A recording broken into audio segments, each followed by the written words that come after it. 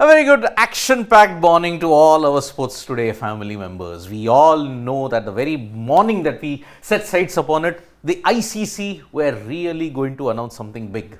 And big they announced because India is finally getting to host the T20 World Cup. It seems to be decades ago that we had lost. It's happening exactly after a decade. It is. 2016 is when India hosted the last T20 World Cup. And guess what? It's returning to India. Hope the trophy stays here. That's what every cricket fan in India would hope. But the men's T20 World Cup, and that's the update coming from the ICC at the moment, that the 2026 edition of the men's T20 World Cup will be held in India. Yep. Co-hosted by Sri Lanka, though, let me just add. You get a 2011 kind of a vibe, right? That was the last time we co-hosted. We won the title. It was a good vibe for everyone, Siddharth, back then.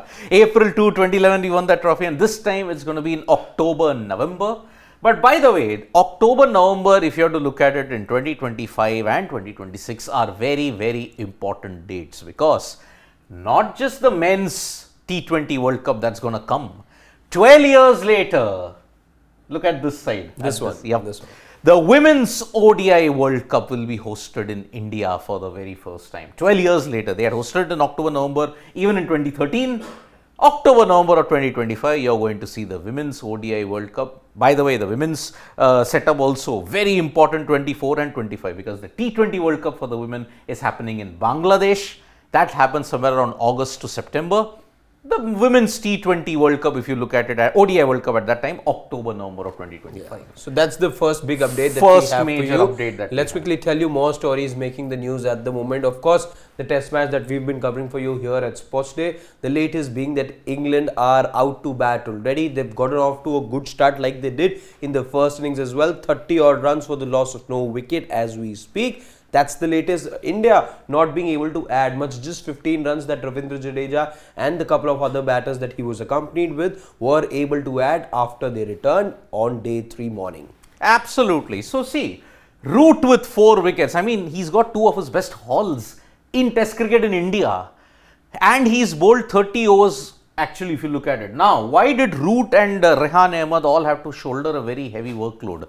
The main news that we're giving you is that England are without Jack Leach because he suffered a knee injury. Jiten Patel, who is the spin bowling coach, he confirmed that Jack Leach has suffered a knee injury. Twice he took a hit on the knee and it is quite serious. So England might be without Jack Leach, maybe even for Vizag. So that is one huge concern that you are. He's anyway coming back after 6 months. To have suffered that injury is really, really rotten luck for Jack Leach. But Jaddu, I am surprised. Why did he go into that kind of a shell? And if you look at it, it is a big, big problem. Yeah. Jaddu normally was batting so well. Not just him, even Aksar as well. You know, I think they were very circumspect after they came back today for those initial first few minutes, rather the first 15 odd minutes that they sort of tried to dig deep. Had they, let's say, continued to where exactly they had left off yesterday, maybe things could have been different. And before we go to the next slide, a wicket has fallen and Ash getting it. He's only 6 away from 500. Will Ash get to 500 today? Let's see. Okay, a catch in the slip corner there. But talking about the other test match where you could see a bit of history being made because, well, Australia did manage to make some inroads after all the good work that the West Indies did on day 2 of the test match. Remember to have Australia at 24 for 4 for then allowing, let's say, the match to drift away from them as well. But even then, as we speak, a little bit of an edge, let's say, that the West Indies have. They still have an advantage over Australia. It's because see, Australia were actually 24 for 4, but then the lower order strung together, partnerships, Alex Carey, Pat Cummins, fantastic work. But I don't know whether it was Bazball or Pat Ball, 289 for 9 declared. 22 behind. It's been Pat Ball for over a year now, Siddharth, and it's reaped dividends for it did. 1 wicket fell, but today morning the West Indies batters have made good progress. The lead is well past 50. Yes. So can this come back to bite them? Because remember, 2 stats. But they've lost another wicket, I believe. Yeah. I think now Chandrapal's also back. No, Tej Narayan went yesterday. Brathwaite. Craig Brathwaite has also lost. But he did play well. I think he got to about 16 odd runs. Yeah. He had about 54 deliveries to get to the 16. So done a lot of good work over there. but then of course a crucial wicket there Correct. for Australia. But an interesting match nonetheless. One can say it's promising to be, and one you can for sure say is heading into day 4, unlike the match that's been played Exactly. in Hyderabad. Hyderabad at this point. See, West Indies, if they win this, it will be Australia's first pink ball test loss ever. They have not lost since 2015 when the first test was played. And it could be their first win against Australia in Australia after 27 years. So we are hoping that West Indies can create a bit of history, but they will not win the Frank Worrell Trophy. That's the situation. Now, heading into domestic records that were broken up plenty yesterday, because remember this name, Tanmay Agarwal. Now, let us not demean what has happened. An achievement is an achievement. 323 of just about 160 plus deliveries. You're talking about not demeaning because of the opposition? Because Tanmay Agarwal playing for Hyderabad has notched up the fastest triple century in first class history, but he achieved it against Arunachal Pradesh. Arunachal Pradesh are not big names in the domestic setup at this point.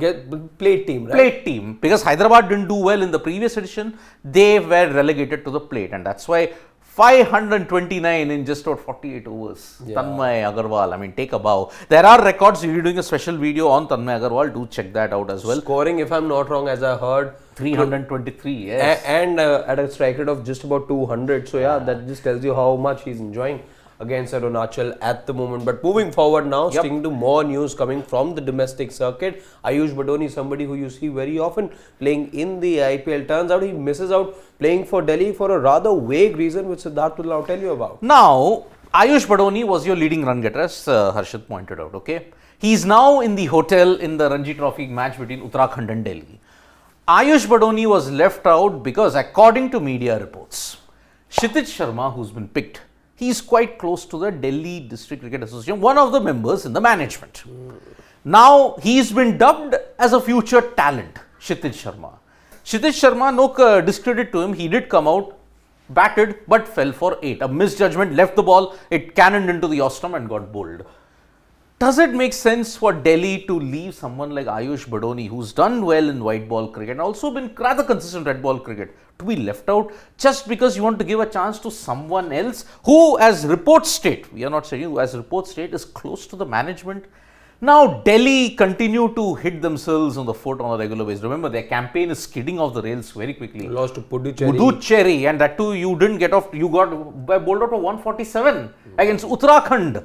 Remember, Delhi's 2024 campaign is proving to be a nightmare, and all these developments with what has happened to Ayush Badoni peg them back. doesn't put Delhi District Cricket Administration in a good state of mind. Now, shifting from cricket, this individual, Novak Djokovic, you all thought, okay, 11th Australian Open, 25th Grand Slam, we are all ready for it, but no, it isn't, because Yannick Sinner and put a today spanner in the works. Put a spanner in the works, and for Djokovic to come out and say it was the worst Grand Slam match I have ever played. That's saying something. That is saying something. And as Nikhil pointed out yesterday, the rest of the pack seems to have caught up.